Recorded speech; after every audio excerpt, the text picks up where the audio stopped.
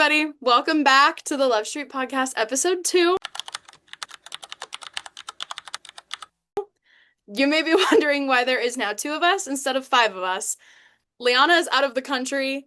Kylie is also about to go on vacation. And CL will be joining us for the second segment of the podcast. So for now, it's just me and good old Kenzie.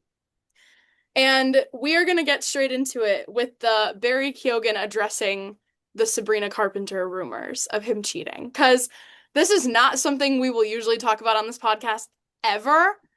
However, I think this was a crazy moment in pop culture, especially for Sabrina Carpenter's music career in particular. So I will say, I know all of this came out on Benny Blanco's podcast, I guess. I did not know that.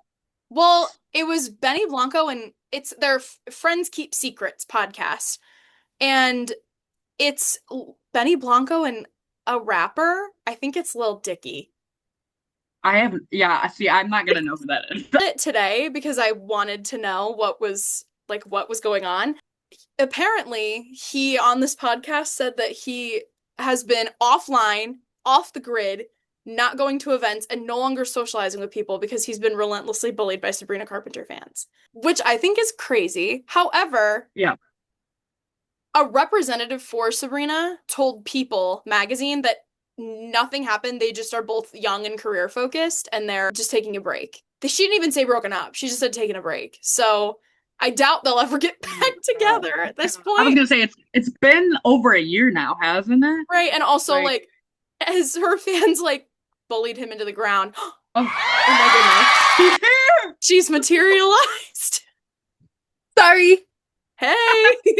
Hey. You didn't miss that much. It's okay. No, you didn't. Okay. Oh, so we were just talking about how one of the representatives for Sabrina's team told People magazine that nothing happened and that they just were young and career focused and they were on a break, but also that Barry Keoghan now can't go outside because he's being harassed by Sabrina Carpenter fans. I wonder how that's gonna work because he's booked and busy right now. Yeah, I know. Especially for this to happen. Listen, I don't know if I'm a Barry Keoghan fan. I don't know enough about him at all. Yeah, but Saltburn did change my life.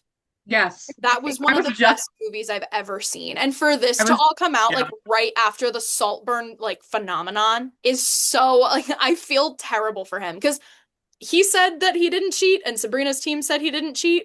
I'm assuming that means that it just didn't happen. But I feel like that's what always happens and specifically with I just think it's hilarious that this is the first relationship she's gone so public with, enough to put him in a music video about, don't embarrass me, understand, who I am. I think it's just the irony of everyone was like, oh, he cheated. And I specifically wrote down Please, Please, Please and her song Good Graces because everyone was making jokes when they broke up about Sabrina moving on to his favorite athlete. And I was that would be hilarious. I was like, she should do it for the brand, for the brand at this point. Yeah. She should do it for the brand. If I were Barry, I'd be like, here's his name. I'll get you Instagram. I think her fan base too, no shade, but a lot of them are very young. And I think that they jump the gun a little bit with things. I agree. Like going at Barry Keoghan's throat. And also, I want to say it was last summer. Maybe it was even in the fall. What's that thing she does at her shows where she arrests somebody? Oh, yeah. Yes. When she does that, Joe Keery was there. Mm-hmm. And now, months later, people are like, Joe Keery, Sabrina Carpenter dating. I really don't think so. Yeah. No. And they said the same thing about other people that she did the same bit with. So let's get it straight. This to me, the Barry Keoghan thing, and this is a tough conversation to have as a Sabrina Carpenter fan because maybe he did cheat on her. Who am I to know? She doesn't seem like the type of she has a very aggressive music towards men, but she really does just live for the bit.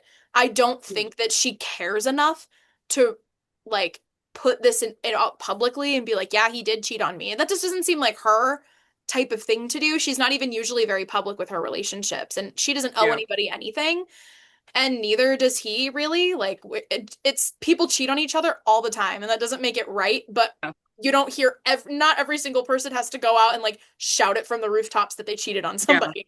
So it's like a different Right. world, and they came from two different worlds as well. And I think that it's it ties into like sort of the brain rot of the internet, and just we are too chronically online. Even myself, like when it first happened, Yeah. I was like, "Oh my God, did he cheat on her? That's crazy." But No, literally, when that happened, I was like, fuck him. And now I'm like, no, he's chill. right, like I Right. always thought he was a talented actor. I had no ill will towards him. I think that it goes along with the brain rot of the internet and ties in with the conversation about parasocial relationships that we're gonna have later, and the feeling of always having to have an explanation. Sometimes Yeah. celebrities do just break up. Yeah, I And like feel like that's the people, thing. It's like we're not owed an explanation by these people. Right. Is that a hot take? no, it No. shouldn't be. No. It Right? should not Because be. like And save that opinion for when we have the Tyler-catastrophe conversation. Oh Like, that God. put it in your pocket in my brain. pocket. I've got so many things to say about Tyler. Later. But yeah, I'm gonna cut this segment off here just because I feel like we're just gonna get into a wormhole. But allegedly, Barry Keoghan did not cheat on Sabrina Carpenter. I don't really think he did either. Okay, speaking of moving on, perfect segue. The Met Okay. Gala. Speaking of moving Okay. on and Sabrina Carpenter, the Met Gala. Jeff Bezos' Met Gala. A sentence that I wish I never had to say. Let me start this off with the Met Gala is entirely out of touch in the current political climate that we are in. We are not necessarily ride or dies for the Met Gala. Sometimes it's cool to hyperanalyze the outfits. I have a whole list. I'll shrink it down because it's long. Okay. You can go first because you seem the most prepared. Yes. Yeah, okay.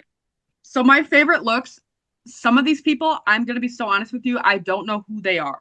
Like I That I didn't is know that always they the were best famous. looks, though, it Yeah. seems. The like really iconic ones that are Yeah. like sleeper hits of the Met Gala. Right. So the first person I have, and she's probably my favorite look in the whole gala. I wrote down how to pronounce her name because I didn't know who she was. Her name is Anak Yai. And Okay. she was the one who she was like crying gold. If you saw Yes. that. Oh, yes. She's dressed as the Mother of Sorrows, so it's also like on brand to the theme. Hmm. No notes. I don't know who like designed her or whatever. I assume it was like one of the major brands that does all the other ones. But it was like beautiful. Like, and again, I don't know who she is. I hope she's a model or something. But Yeah, I um, think are most of the people that attend the Met Gala that aren't the major celebrities, I think they are pretty much yeah, exclusively models. I don't I know enough they about have to fashion to be, have I that many think. takes on this, if I'm completely honest. Yeah. I would assume they're models because otherwise, like, I don't know who else would be like sponsored by like Dior, Chanel, Yeah, whoever. Yeah. the Met Gala confuses me beyond Yeah. belief now. I'm sitting here in a shirt that says I'll polka your eyes out. I'm I love not that Iconic. shirt. Okay, first of all, Yeah. have the same thing. really. Yes. Oh my God. A I'm not fellow wearing it right polka now. fan. I don't have enough. I'm not super into fashion. It's like the lowest tier on my media that I consume.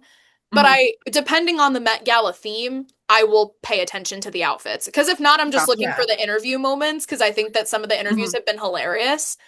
But this year, I was like, I have enough knowledge of art to be able to conceptualize these outfits. My top three are indeed all mainstream individuals, but they just really hit to me very different than the other looks in the way that they posed them and the effort that was put in. I really admired. Number one, Sabrina wearing Sabrina. I Yes, thought she's on that my that list was too. so cool. Like, I just thought that it was perfect for her because in my head, I always forget that I knew her first as an actress. Just that was such an iconic, no one could ever do that with Yeah. another movie. Like that's just not gonna happen ever again. So I think that that truly is like a once in a lifetime perfect look for her. Not to mention the headpiece and her figure and everything just looked so good. It was just Yeah, so flattering on I don't her. know who made that, but like Look they it need a up. raise. They need a raise, whoever it is. Yeah, a raise and a kiss on the mouth. Yeah. With Literally. all due respect. I feel bad. I don't know any of the designers besides one of them, and I feel like they need more recognition for the events like that. Jonathan Anderson made the film dress. Jonathan Anderson. He Jonathan came from Anderson. Dior. Oh yeah, he's the creative director of Dior. Oh, period. Okay. What Good a for him. career to have. Yeah. Right? I'm trying to pick which ones I do want to talk about because my list is so long. Okay, I'll talk about this one because it ties into the fact that the Met Gala is like out of touch. So, Right? disclaimer, I love Sarah Paulson. I want that to be known. She's Yeah, iconic. and state that firmly to all of Yes. the lesbians watching. She's a queen. I'm a queer woman. I'm allowed to, you know. Lesbians, please don't hurt us. Yeah. We love you, lesbians. But she wore, I don't know what art piece she's directly referencing with her outfit, but her outfit was basically like an Eat the Rich Yes. type of outfit. Yes. And when I saw at first, I was like, oh, cool. And then I was like, she's a multi-million dollar actress. Like, so I don't know if she really like understands that principle, especially since she's at the Met Gala, surrounded by her peers that are even more rich, especially the Bezos. Part of the rich we're gonna be eating. Yeah. And I Part know of there's the like rich we're gonna be eating. yeah, there's Part an of my argument meal. there where it's like she can like change from the inside, but like I don't necessarily agree with it in this context. It's good. I just looked up the name of the collection. And Yeah. the collection is called the 1%. Wow. She's not the 1%. I'm sorry. I don't think she ever has been. And listen, we are being truthful. Being truthful because we're journalists. And we have to re-normalize stating things how they happened. Yeah. That is what we're doing. And maybe this is a bold assumption too. I don't think she chose that. No, I think doubt someone it. designed it for her, and then they were like, "This is the concept," and she's like, "Okay, whatever. I'm gonna pay my $100,000 to get in and, Right. rub elbows with the other rich Right. people." I think that's why Sabrina's too. Sorry, I'm gonna keep talking about this is the Sabrina Carpenter podcast. Hers is one of the best ones. So Right. Well, that's why I also think like a lot of people that go to the Met, especially the ones that have their stylist with them on the carpet, they don't talk about the look. The stylist talks about them in the look, which is great for those stylists because look what you made. That's amazing.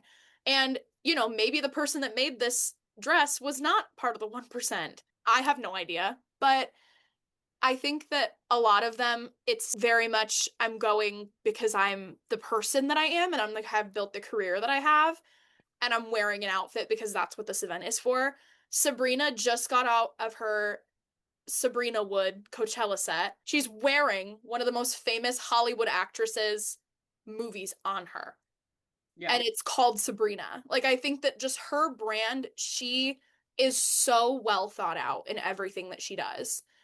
And I admire that so much from every perspective of her career. She's always one step ahead. Her the PR Nikocado team. avocado of the Met Gala. Right. And why wasn't he there? And why These are the questions I'm asking. Right. And why wasn't Nikocado at the Met Gala? I'll take my top one. And this, I don't know, it could be a hot take. I gotta talk about Emma Chamberlain. Emma Chamberlain was on as well. Yep. For her to I am a Chamberlain. I am a fan. I will admit. I've watched her since she did that one stupid San Francisco daily life vlog.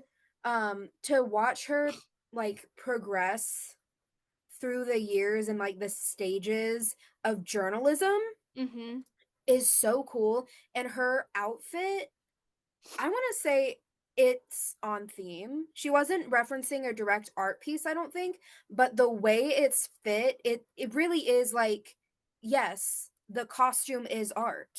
Yes. Go off. I think that I wrote down for Emma's, I think she wasn't referencing a specific painting, but the gown was inspired by Van Gogh. Yeah, I Okay. was gonna say Yeah. it looked like that, but I didn't look Mhm. into it, so I I don't. think that Me either. I saw like one that said it was supposed to be the colors from the Scream I painting, can Mhm. see that. which Yeah. I don't like. I think the top being blue and like, the top being blue and yellow, I thought originally that it was Starry Night. And I'm Yeah, very that's sad what I I did thought. not see a full Starry Night outfit this Met Starry Gala Night would have, because oh my God, that's my the things they like could have done. very, very basic, but that's one of my favorite pieces of artwork. It's No, basic same. because it's amazing. And that People fierce, pick. fierce haircut. Yes, My God, I yes, love her and she's hair. working overtime because she's doing interviews and stuff too, Right. obviously. Yeah. But I think that she is definitely worth talking about, especially on this specific podcast, because we're a podcast of people that are posting social media content Yeah. Hmm. in the hopes to develop a serious career, self-made career in journalism. And she's done exactly that. And also, she is Yeah. much more, her media is a lot more fashion based. And I respect it a lot. I do too. And I love a statement. I love when people use the Met Gala to make a statement. But I think when you are attending Jeff Bezos's Met Gala and you are eating the food and attending the entire event, there is no way to make a statement like Yeah, that. your statement comes out hypocritical if you're Right. And Because because you're like there. right, and like go to the Met Gala if you get an invite, go to the Met Gala. It's supposed to be a charity event, it's a fashion event if that's your passion. Go and do it. I feel like the entire social sphere at the moment does have to distance themselves from celebrities a lot more because yeah. they're Absolutely. going to go to the Met Gala. They're going to hang out with other celebrities you don't like. They're going to collaborate with artists that have said crazy things. And that's just how the cookie crumbles. And I'm not saying anything is okay or acceptable. It's just, I too was at a point, especially over COVID, where artists doing things like that hurt me. Like, Hmm. hurt me personally. And it's just, I can't hold space for that in my head anymore. I Yeah. am present where I need to be in places that I need to make statements. I can't be bothered with what celebrities are doing anymore. Yeah, and it's so exhausting Yes. to just like be hyper focused on like every little thing a celebrity does. It's like in high school, I was also just like not very nice. I wasn't like bullying people, but I was like very negative. So like Yeah. if someone was like, "Oh, I love this artist," I'd be like, "Did you know they did this?" And like now looking back, I'm like that like is shameful to the person listening to that music. Right. Because now that I'm older, I've been in situations where the roles are reversed. Classic rock fan, there's no such thing as a classic rock artist that hasn't done something like crazy. Yeah. Yeah. So like, oh my, like Led Zeppelin, they're like, oh my gosh, did you know they're like part of the occult? And I'm like, yeah, but they're also Yeah. like haven't made music in decades. So like, Right. Right. but yeah, it's Right. just it's mentally exhausting. It's a slippery slope if you like Hmm. Definitely. care about it too. Not care about it, that's the wrong word, but Which is why we at the Love Street podcast did want to acknowledge that we do think the Met Gala is out of touch this year. Out of touch all the time. yeah, in general, But yeah, Yeah. especially this year. But especially yeah, in the political climate that we're in and the person and the people that are putting the money forward for it. But on that note, Madonna's outfit. I Oh yes, my God. loved it. When you have a whole crew, that headpiece, mm-hmm. fantastic. I'm gonna put pictures of all of these in, by the way. Okay, But that headpiece and the people around her, like this was an outfit for you, and they had to make outfits for all these other people yeah. to be like you're surrounding you. But yeah, if you haven't seen it, there's a picture of it up on the screen. I did an SNL skit out about it this past weekend too. Did they really? Oh my God, I Yeah, wish it I was would have known that. Doing? yes, What's it's the the Tucker what, Carlson with what's Jeremy going on Colhane. here? Oh my God, yes, I did see this. He's like, she's wearing a pirate ship on her head now. That's the goal. That's the rule now.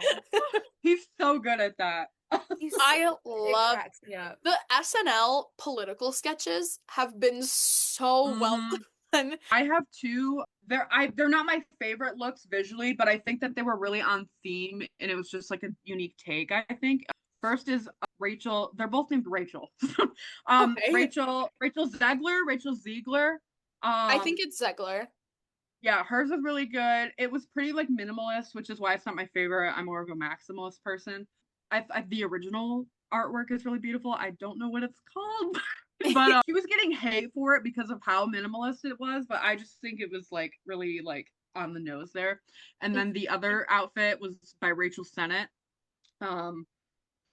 She's an actress, I think. She's in that show I Love LA. She created it. I haven't actually watched it, but her and Josh Hutcherson, a bunch of other people. Hers was really like giving like, I don't know if this makes sense, giving like Pink Panther like Okay, type yeah. of art style. Like she had, I don't know if it was a bag or something, but like it was very like abstract art, like pieces that were like jutting out, like attached to her. Those two were really good. They weren't my favorite visually, but I think that they were a good take on it because you don't want to see the same concept Right. through the whole Right. I thing. also feel like I saw so many reviews of the Met Gala on TikTok specifically, which is like, why do I even bother? Yeah. But so many people that aren't into fashion like myself fully understand that we're rating the outfits based on looks and not the theme. Mm-hmm. So a lot of Right. people were like, worst dressed for the Met Gala, this list of people. And I was like, I didn't love all these outfits. Like, Yeah. Right. Oh, another one that I have to point out with limited time, Heidi Klum. yeah. She literally Yes. looked like a statue. Like she always eats. Like her That Halloween woman, I don't know how costume. she does that without getting a Yeah. panic attack. Yeah, I I don't know. know. Because I get overstimulated putting on like basic makeup. She's No, sitting in literally. there with like wires and stuff sometimes. Her look is what and I'm gonna say this and I'm gonna shut my mouth about it.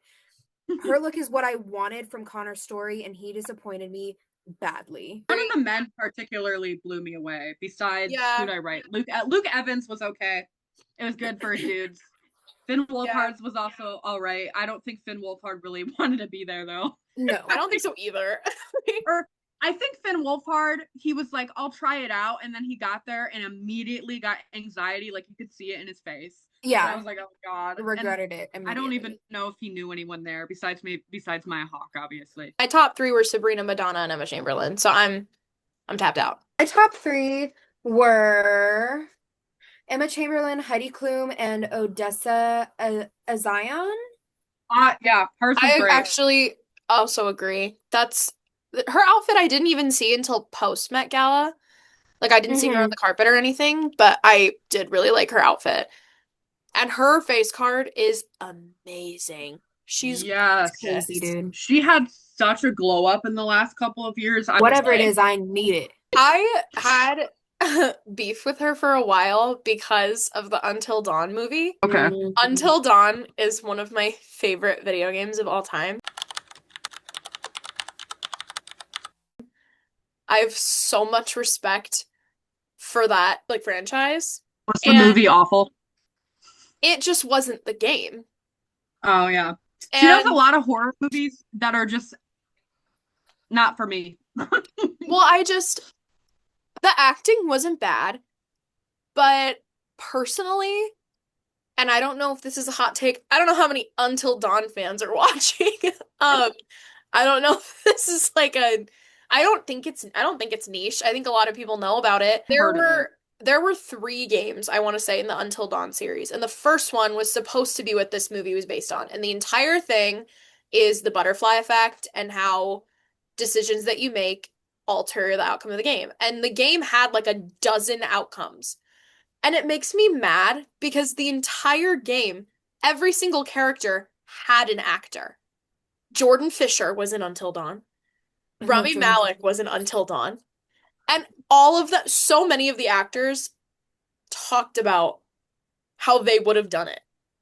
And the entire game is cinematic. It's so good. The vibes are super cool, and the plot twists are very interesting. I feel like video games are so hard to portray in film. I'm so nervous for this Resident Evil movie that's coming out, even though Zach Krieger's making it, and we know Zach Krieger can cook. Like, I'm really nervous for that one, especially because Resident Evil, if that movie isn't amazing, those fans will go hard. Oh, yeah. Because it's a mainstream video game. The Iron Lung movie was pretty phenomenal. And other than that, I haven't seen many video game adaptations. I wanted to see the Mortuary Assistant, but that one's not really like in theaters. So painfully off topic. Talking about the Met Gala, talking about Until Dawn.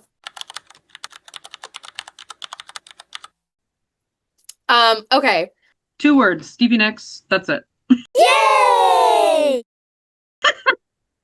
Amen. I was surprised she went. Yeah, Yeah. amen. And I don't want to hear any negativity in the comments. We don't speak negatively about Stevie Nicks here. Anyways, No. moving on. There's no easy way to segue into this conversation. We have to talk about Tylercatastrophe. Tylercatastrophe and the horrors of parasocialism on the internet. Oh My my entire God. For You page right now is Tylercatastrophe or people making fun of him. Mine is Tylercatastrophe and clips from Friends. And I don't know how I ended up on Friends Talk. That's a nice balance. Yeah. It is a nice balance. It's like enrichment. Yeah. It's like a reward. You know how Tylercatastrophe like blew up, I guess. I know a reason, but From what I know, and I'm laughing because this is just ridiculous. It all started with Wilbur Soot, or Will Gold, which he is an enigma in himself. British, first of all, as a man. Why are you British? got him. So basically, Tyler falls in love with Will Gold, or Wilbur Soot. You'll hear him call Wilbur Soot Will Gold, his legal name. This fucker is in so deep. He's not calling him his stage name. He's calling him his legal name. Yeah, it's like the equivalent to calling Chapel Run Kaylee. Like, right. Anyways, so he falls in love and he's like, I'm going to move to England. And he goes to England for a short period of time where he visits Stuart Simple's studio. If you don't know, Stuart Simple is the guy who made the blackest black paint and the pinkest pink. Something or other happens in there, and Tyler gets it in his head that this is a job offer. I did see this. And I'm confused about this. I need to be educated. There was never a job offer. There was a friendly conversation of, hey, you know what? If you ever get your shit together and move to England and are study, then, you know, maybe we could talk. He took that and was like, I'm going to England. I've got a job offer. So there's that. There's also the whole thing with his motorcycle, which is actually just a moped.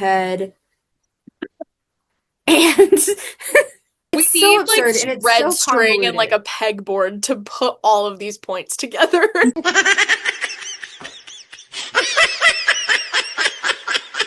I keep learning new things about him, and I'm just appalled. Like, how is this all coming from the same person? Because he's also Two-Spirit, but he's also a direct descendant of Edgar Allan Poe, who doesn't have yeah, kids. I was gonna say notoriously doesn't have children. He's also English and Scottish. Apparently, Oklahoma calls to him. Like, baby, that is not the natives. That is your white guilt calling you back for what your ancestors did. Sentence, Oklahoma calls to me. I think that might be the first time anyone apart from him has ever said it. Yeah. And there was another thing. I just found it so funny, especially because, like, we work in entertainment. The return of Warped Tour got announced whenever that was. He started talking like, I need to join a band so I can play Warped Tour, as if he could just join a band and then get booked for Warped Tour in the span of a few months.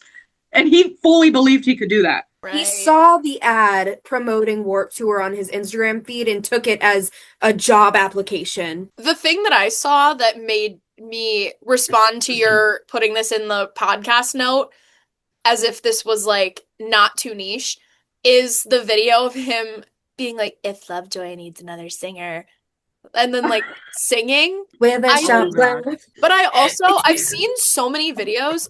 I'm seeing him all over my For You page, but I'm not getting like the problem. Everything he does is problematic, but I'm not getting the lore building. I'm getting just narcissism. Like, I wish it was satire, but it's definitely not. And I'm afraid of him. Right. I'm going to come out and say it. I'm afraid of him. I agree with you. I mean, he lives in Dallas, which is only like 5 hours away from me. I feel like if I saw him on the street, I'd turn the opposite way. Can you get him on the pod? Maybe. That would be huge. Tyler, We're open-minded. This is a job offer. It's not. This It doesn't was mean just anything. gonna is say a that. job offer. Tylercatastrophe. This is a job offer. You are You not wanna be on the misreading this world- situation. We want No. you. We want you on the world famous Love Street podcast. Yeah. First guest, last episode. Yeah. For real. For doing this. So His stupid. art pieces are also interesting. Yeah. He's a true visionary. Stop there. Yeah, maybe we aren't. Maybe we're missing something. Have we ever Delusions of stopped and thought grandeur. maybe we are in the wrong? Maybe You know? Lovejoy has anybody asked, does Lovejoy need another singer? Let me call Will Gold right now. And why don't you call Will Gold up? Didn't they meet too at a meet and greet? I thought I saw a picture, but I think so. Yeah. And also, I just want to point out, like, Tylercatastrophe's like in love with Wilbur Soot. That Wilbur Soot's a straight man. I need to put that out there. And he's controversial too, isn't he? Yes, he himself is controversial because he abused his girlfriend. He bit And her, right? he bit her. Who the fuck does that? Like, oh, it's cutesy, but she was like, no, stop biting me, and he fucking bit her. Yeah. Are you a toddler?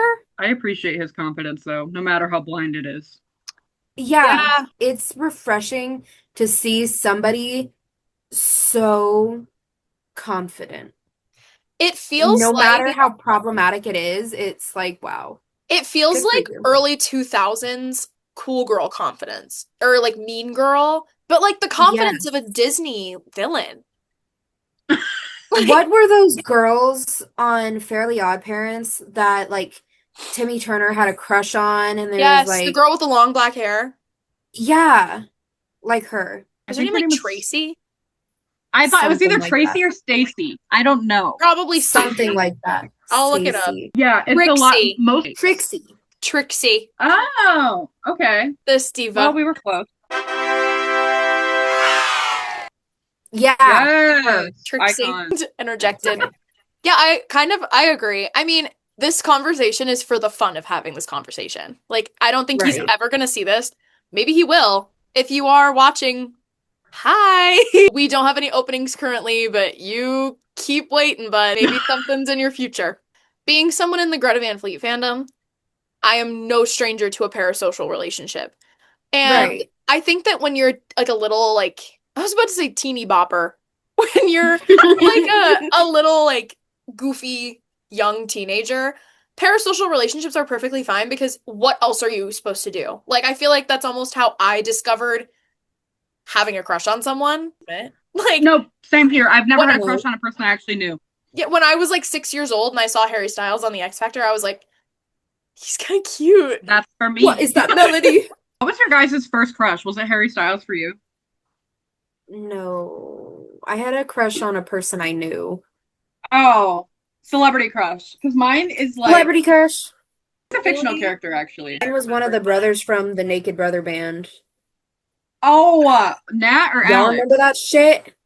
Yes. Yeah. Mine was. I'm Have you guys really- seen Rock of Ages? That's like a really specific movie. Yes. Yes. The main guy in Rock of Ages, that was my first celebrity crush. Honestly, valid, real. And I also have to Kendall be from honest. Big Time Rush.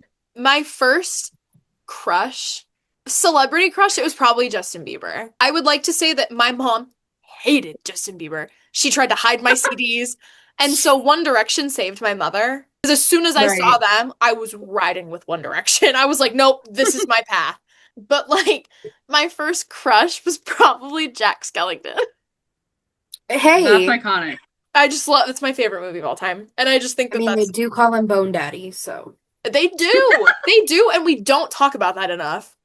Nice work, Bone Daddy. Nobody mentions it. Yeah. Yeah, nice work, Bone Daddy. And I have always heavily resonated with the mayor. I love him so dearly. Off the mayor. He serves every time. But He Yeah, makes me I think laugh that- so hard. I think that a parasocial relationship in your head, in your mind, is perfectly fine, especially when you're like a younger kid. I remember being surrounded by just constant parasocial, and then there was a break in that for a while, But joining the Greta Van Fleet fandom, and I want to say like Anthem of the Peaceful Army, whenever they released that album, Yeah. I was 2019. immediately like, whoa, I this think. is a lot to handle. Yeah. Especially like there comes a point when a parasocial relationship becomes problematic because you are a 40-year-old woman and you do find that 17-year-old very attractive, and that is a Yeah. little bit frightening. That is problematic. Yeah, That's and you gross. know, if you're a cougar out there and you think that Greta Van Fleet members are pretty now, that's fine because they're all frontal lobes developed. However, Yeah. I've heard a lot of things, especially living in Michigan, Yeah. and Oh yeah. Woman, I'm not gonna drop her name because I'm not that messy. But there's a woman who she's not even from Michigan. She is from the Midwest, so it's not like a terrible commute. She has been following around the band and has gone to over 100 shows since they first started. And I do want to point out that half the band was 14 when it started. right. Or no, younger than that. Let me do them. Oh no, yeah, 14, 13 and 14 to think about. Yeah, I Oh, just think that sorry. parasocial to a certain age becomes unhealthy when it Yeah. Yes. becomes your entire life because it takes away from your experiences. Like, I can say there was a time when I was the person that was like, I need to get to the front of that pit line and I need to Mhm. run to that barricade. But especially over the Mirador tour, I went to quite a few shows. Fantastic showmanship from that band. One of the best concerts I've been to. I saw them quite a few times. I was very lucky to be able to get tickets. They were cheap. It was a good experience. Since the venues were so intimate, it felt so much more relieving to just show up at the end of the day when the show was about to start Yep. and just go in. And the lines were so intimate, the venues were so small, you end up getting to row two. Cause anyways, like, Right. Yeah. because half the people in the line in front of you at 6:30 are gonna go get drinks first. Like, it's just Yeah. I've learned the value of going to a concert. Not to say that I'm not still a super big fan of these bands. And when I love a band, I love a band hard. I do think that it's worth going to a show and standing in the back of the pit. Talk to the back of the Yeah. pit Yeah. people. There's dads back there. There's dads back there. They're cool. There's beer drunk mothers. All I'm saying is if you want to go to a show and make out with somebody, you're not going to find anybody up front. Yeah. hmm Yeah. Go to the bar. That's where they are. Right, Seriously. right. Seriously. And it's just, go to the back of the pit. There's always a conga line back there. Yeah. There's always a Back of conga the line. pit needs more credit. There's people dressed as Yeah. fruits at every concert now. There's There's at people least dressed as one fruit. banana. Okay. All I was going to say is like back to being parasocial as a child, you can't really act on that, right? Because Right. you've Yeah. got no money, you've got no means to travel, you have to stay in whatever containment is your home. Containment. But well, I mean, I don't know. But And like even if you when do go to a show, your parents are there.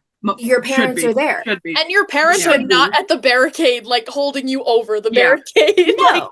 take my And son, take my daughter. right. And when you become an adult, this is why it's so dangerous for parasocial behavior to continue into adulthood, is because you do get the means to do that. Mm-hmm. Yeah. Absolutely. And like, if you keep doing it and you grow up, get the means to do that. And if you don't grow out of that habit, if you don't kind of like check in with yourself at like 15, 16 and have that realization like, oh, okay, hold on. Maybe I should like, you don't get that break, then you continue these behaviors and it doesn't stop at parasocialness. That's the thing about it. It continues in all the way to Stockton. Yeah. Yeah, and it's And just like you're this taking is away, you're not having as much fun. yeah, Yeah, that you're too. so busy. Like this is an extreme, but like I think it's important to talk about too to prevent it. Like we don't want another Christina Grimmie Right. situation Right. happening or Selena because she was a fan too, wasn't she? She was the president of her fan club. And like people are gonna be like, okay, that's like really dramatic. But they were once fans with like semi-parasocial tendencies and then it Yeah. got bigger. Right. Yeah. It's not that dramatic because it happened time and time again. It needs to be talked about. And I feel like not enough people are understanding the gravity of what it means to let a parasocial relationship get out of hand. Right. It creates a sense of almost jealousy within a fandom when Yep.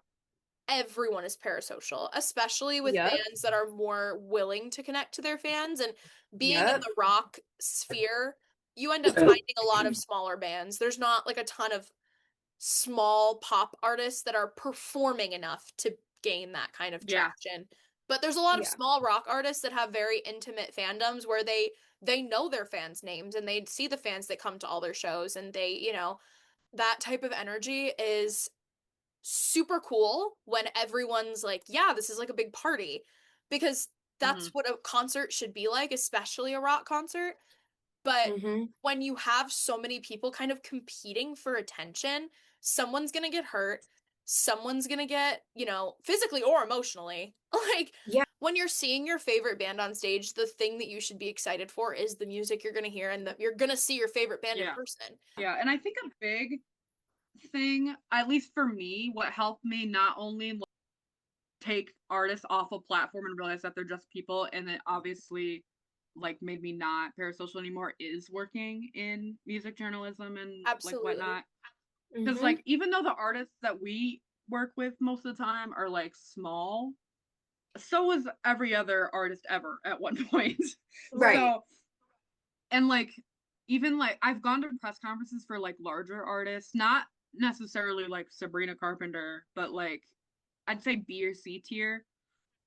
Like they're regular dudes. Like I went, my first press conference ever was for Marcus King. He was literally just like in his trailer or something. I don't know where he was. There was a bunch of random people behind him. He was like drinking whiskey while we were talking. Right. That's just really helped. And like obviously everyone can't go into music journalism and suddenly like break that habit. Let's not spread that narrative. Yeah, no. The competition is heavy enough. Yeah. Yeah. I think it is like insightful, or like even just if people read more. People need to read more. That's my narrative. Like if you read more, especially interviews, because I know a lot of interviews are video now. But there's like tons of written ones, and I think it just makes people these celebrities more personable, and it like breaks that wall almost. Yeah, I think that it's definitely like, also I feel like it all depends on how you value an artist. Like there are some of my favorite artists, like seriously my die hard favorite artists. I've met the entire band because they're just small artists, but I've fallen in love with the music. And so I think when you can take the how big the fandom is and how many followers they have and how many streams they have, and just if you love the music, anybody can be a celebrity. And you get to go around forever being like, I met my favorite band. That's so true. The way you value an artist, like that also takes the pressure out of situations. You can go to your favorite band at a bar for $15 and go in, get drinks, use the bathroom, and walk straight up to the front of the stage. And like it's so much more fun when you take the pressure out of it. It does not need to be a high pressure situation. And certain artists, I don't know if you guys have noticed this too, certain artists somehow, even if they're super popular, they don't really have super present like fandoms, if that makes sense. Yes. Yeah. Yes. Like, Father John Misty, I know he blew up for like that song Real Love Baby on TikTok, but I saw him before that like thing blew up, and I had been listening to him for like a week. So I knew a bunch of songs that he didn't play because it was off an older album. But I showed up at doors and I got front row, and I was like, oh god. And like I had that fear because of like past shows where I'm like, I hope these people don't hate me for being upfront and not knowing a lot of the music. They were all really chill, and that's because his fandom isn't super present or toxic. And that's happened at a bunch of other shows too. Usually it's artists with older listeners, but even some younger ones don't have super big ones either. Yeah. How about the fact that I've seen very little, if not none, counts of misgendering for Tylercatastrophe, which in today's internet I do find surprising, disappointing. He's acting like a man, and props to him. Right? Shout out men. Shout out, men. Being so fucking stupid, nobody can deny you're a man. He's That's reached that man masculine status. energy they talk about. Right. Right. Ugh. I just don't I think that my like goal for this year is just completely de-parasocialing myself. Like, Yeah. I don't want to be, I already stopped participating in fandom culture a lot because I feel like my life, I still can keep up with artists and keep up with releases and things like that because it's literally my job. So Mhm. I'm like kind of like my work is kind of like my own fan account in a way. Like Yeah. I get to talk to artists and it's been so much more fulfilling than being a parasocial fan anyways because Yeah. Yeah. it gives you like so many more opportunities to speak to people that you really admire in controlled environments that are enjoyable. So I think that that's just that should be everyone's goal. This is Yeah. the Love Street movement. We are de-parasocialing the internet. Yes. That's our Single-handedly campaign for next year. start de-parasocialing the internet, starting with Tyler Catastrophe. Yeah, gosh. And honestly, I'm not a psych major or anything, but it does interest me. I think somebody should be doing a study. Yeah, so on Yeah. anybody that still needs their thesis, yeah, Parasocialism. especially like his childhood, like interview his parents Yeah. because like it sounds so rude coming out of my mouth, but like genuinely I want to know how it got What to this. happened? yeah. Yeah. Okay, final segment of the pod. There's not much to say about this. Greta Van Yeah. Fleet is back. Greta Van Fleet is so back. And let me You're just so right. say, I'm actually very happy with the clip that they posted. I know that there were some people, like, even my best friend, she was like, I'm not totally sold yet, which is entirely fair. But I loved Anthem of the Peaceful Army. I loved the Hmm. lyricism. Hmm. I loved the aesthetic. I think that album is so prevalent now. Same with the Battle at Garden's Gate. Yes. Not so much Starcatcher. I did love Starcatcher in a different way that I loved the other albums because like The Archer was my most streamed song for literally years. Like I loved that song. I think that their strongest form of activism is through their music. And Hmm. Anthem of the Peaceful Army and The Battle at Garden's Gate, truly there could be no other albums like them to me by another band. Yeah. I think that Age of Man and Age of Machine are two of the best songs ever made. I am unwavering in those opinions, and I Fully loved agree. that they're bringing back some of that raw jam band sound because they've always had Yeah. it. They've always been a jam band, trust, but it's less produced, I think, with this album. Yeah. And That's I my think, hope. Because that was yeah, my big critique of Starcatcher and why I didn't care for it as much as the other ones is it was overly produced, Hmm. I especially with agree. like the vocals. Like I feel like the vocals Yes. were kind of an afterthought. Not Josh singing, but like the production, like the effects Hmm. that they put on there. Yeah, Yeah. I I know agree. the terminology, but I think I definitely do listen to Starcatcher more for the music and less mhm. for the lyrics, but I can't say Uh-huh. that about the other albums. So I think that Yeah, Starcatcher was a worthy experiment, but I think the Battle at Garden's Gate was where they needed to stay. Hmm. yeah. That And sound, that brand.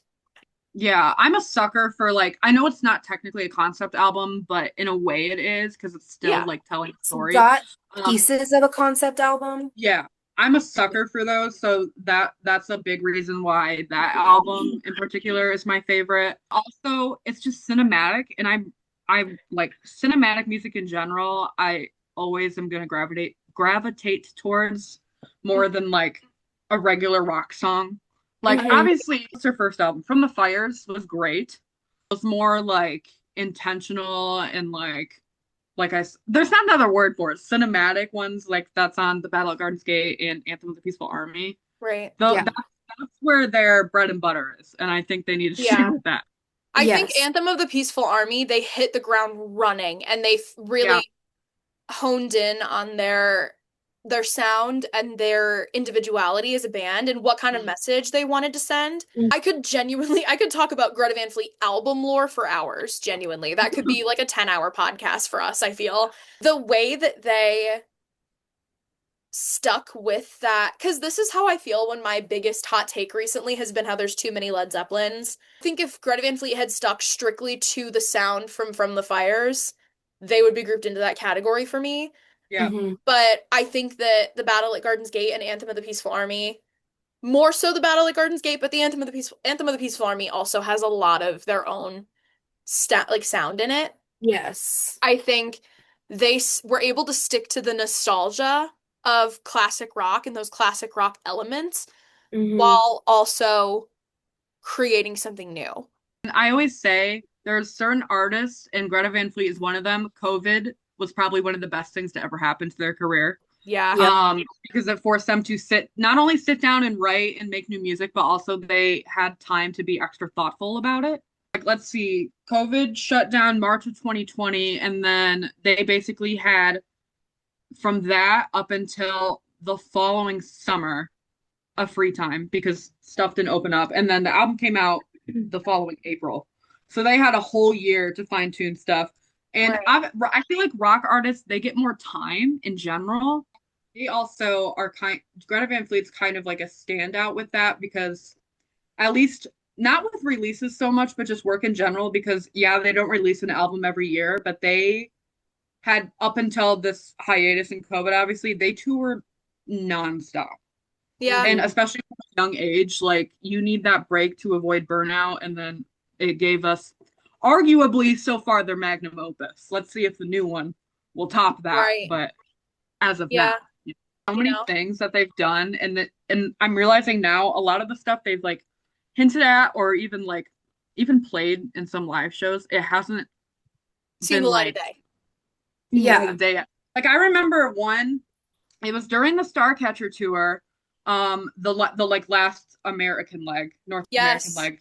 And Sam played something on the keyboard that was like so dark. It sounded like an intro for like a supervillain, like in a Yes. Disney movie or something. I He remember played that. something like that, and people were like, "Oh, this is like hinting at the next album. It's gonna be like more dark and moody." And then it's just like, I know, this is the first song we get. Like, yeah, I was like, maybe that was like premature, or maybe he was just like fucking around. well, I But do remember like 2 years ago, right after the end of the Starcatcher tour, when Danny was starting to go on about that double album. yeah, Mhm. double album my ass. Right. And I Right. Because I doubt remember this is Starcatcher Deluxe. it was in a written interview, not a video interview, but Sam said that the new album was more dark and psychedelic, word for word. Yeah. And I'm holding out hope because to me, that was Teabag. That was the Battle of Gardens Gate Yeah. movie. And if we get a mix of Anthem of the Peaceful Army and Battle at Gardens Gate, I would also love another like 5-minute guitar solo. Yeah. Yes. Like Bring it back. Yeah, I feel like they yearn strayed to away from hear a that. song like The Weight of Starcatcher. Dreams again for the first time. Yeah, it's the longest song on Starcatcher. Probably. I think it's The Archer. It's either the Archer or like Indigo Streak, maybe. But And in it's general, not that super album does long. not have like the super long instrumental breakdowns like compared to the previous album. Yeah. From my perspective, I feel like they hit the ground running really with Anthem and then kept it going through Teabag. And then I don't know what happened, but I think their goal was to try to appeal to a larger audience. So Yeah. they kind of went back and like regressed to a more basic surface level sound that people who have been listening to them were kind of like, oh, I mean, this Yeah, is because I remember before Starcatcher came out, a big like critique of their live performances was the aspect of them being a jam band because Mhm. their set list from a glance would only have 10 songs, but those 10 songs would like it'd still be the length of a concert. They just make them Yeah. longer. Like my Right. first show was in Fort Wayne, Indiana, and it was for the Dreams in Gold tour. I timed it. I don't know why I timed it, but I like did the stopwatch thing on my phone for Age of Machine. Age of Machine live was 22 minutes. Yeah. And that was a big critique of theirs, and it still is. Like, to be honest, from what I've seen, and I think they kind of like, listened to that and like stepped away from it, but bring it Which back. makes That's what me I kind of want to bring sad. back. Yeah, I Yeah. was gonna say, especially the darkness and the richness of the music in the Battle at Mhm. Garden's Gate was unmatched. And so Yeah. I'm hoping that they go back to this is what we are doing. This is our Yeah. Yeah. band. And I think that really is what they're doing, and I think that's why they needed this break, especially towards the end of the Starcatcher tour and Jake playing two sets every night Yeah. with Mirador. I think that every single one of them now has done some sort of individual musical project. Hmm. And Mhm. that was important for them to, and I think they're entirely self-aware of that too. Like, I don't think they're the type to be like, we get along great all the time. We do, Yeah. without the risk of being parasocial, because I don't know what their careers are like and what their lives are Right. like. But they seem to be very open about the fact that, like, yeah, we drive each other crazy and Yeah. we're taking a And break. I I think mean, they're I siblings. don't It's yeah. Right. I don't remember which one of them said it, but in an interview a few years ago, they were like, we don't want to end up like Oasis. They're a sibling band that ended up fucking hating each other, and they just now are having a reunion, obviously, but this was before that. I think they're very intentional about taking time apart so they don't end up in that, Right. hating each other. Yeah. Also, the longest song off of Starcatcher is Sacred the Thread. Oh, really? I would not have guessed that. Okay. 5 minutes and 21 seconds, which is very funny because it's literally a song about Josh's funny little outfits. Yeah. but Like, good for him.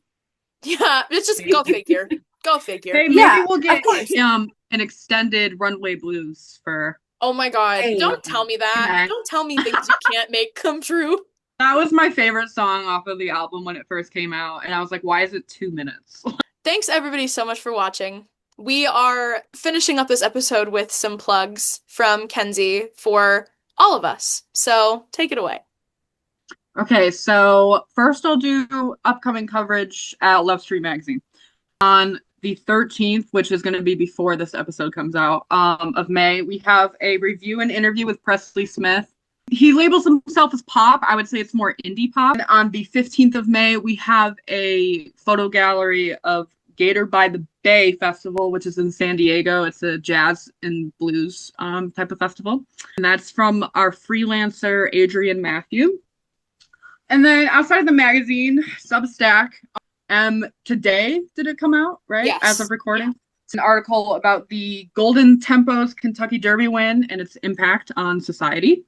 And then I have an upcoming Substack article. I don't know what date it's coming out because I haven't figured that out yet. It's going to be about why so many tours are being canceled right now and Ticketmaster's growing greed because Ticketmaster currently owes me $20. And And they we will keep take having them to small claims. they Yeah. keep having me update my payment information and then it verifies and then they tell me to do it again. So I don't know what that's about, but Game. Period. Okay. Thank you guys so much for watching. And we are slowly ever evolving this podcast into a cohesive, easy to record and easy to edit entity. So thank you guys so much for the support. Thank you guys so much for watching. And we will see you guys in the next episode. Bye. Bye.